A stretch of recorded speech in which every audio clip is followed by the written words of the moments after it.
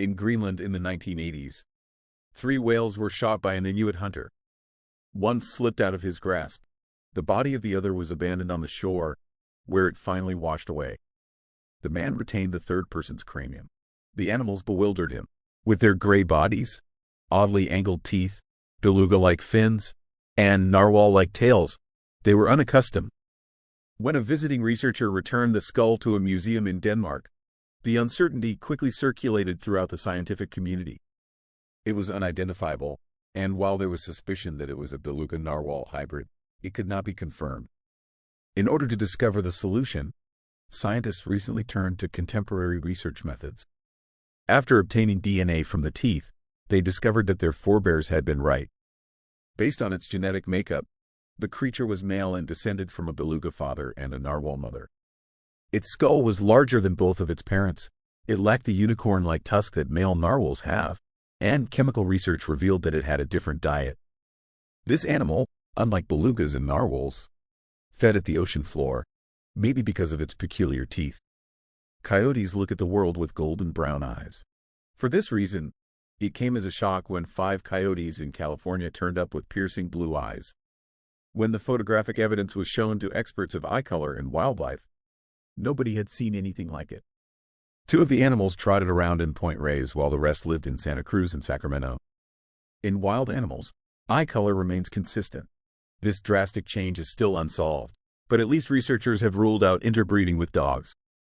Domestic dogs sometimes have blue eyes, and they do have puppies with coyotes. However, these crossbreeds have distinctive faces and coat colors but never blue eyes. A genetic mutation is more likely. The suspicion is that a single coyote was born with blue eyes a few generations ago, and the California 5 could be this animal's descendants. In 2019, a goldfish was pulled from the Niagara River in New York.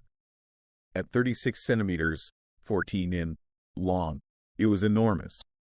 The creature, which could have been an abandoned pet, was not the biggest to be captured in the U.S. wild. In 2013, California's Lake Tahoe produced a 61-centimeter long, 24-in, goldfish weighing 2 kilograms, 4 pounds. It's not clear how this member of the carp family got into the waterways, as they are native to Asia. However, fish that were flushed down the toilet or illegally released, as well as goldfish escaping from bait buckets, must all have contributed to the growing problem. They are hardy, breed prolifically, and often outcompete native species. As far as anyone can tell, this popular aquarium fish is now a serious invasive species that was first noticed in New York's waterways in 1842. The orange plague spread, and today, the Great Lakes ripple with tens of millions of goldfish.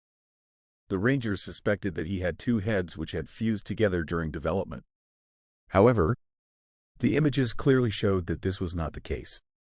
Instead, Monty had 1 skull with 3 eye sockets.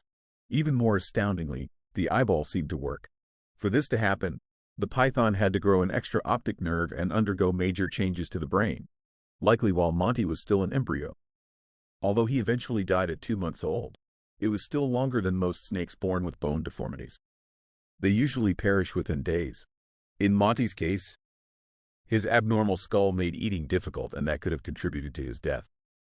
One night in 2019, a meteorologist in California noticed a blip on the radar. It indicated that something enormous was moving over San Bernardino County, which was confusing. The air was supposed to be clear and free of radar blobs like rain and thunderstorms. Whatever it was, it measured 130 kilometers, 80 miles, by 130 kilometers, 80 miles. The team dispatched people on the ground to have a look the old-fashioned way, with their eyes. They found no rain despite the radar showing that the mass consisted of raindrop-sized objects. Instead, there was a swarm of ladybugs. Although it was in the right place, the cloud of beetles did not match the mysterious blob's size. Even though the main mass of the swarm occupied an area of just 16 kilometers, 10 miles, across, the ground spotters concluded that the insects were responsible. Several ecologists and insect experts did not agree, but they were surprised that so many ladybugs had gathered when their numbers were supposed to be low. The reason for the mass migration remains unsolved. The blob also vanished from the radar, taking any explanations with it.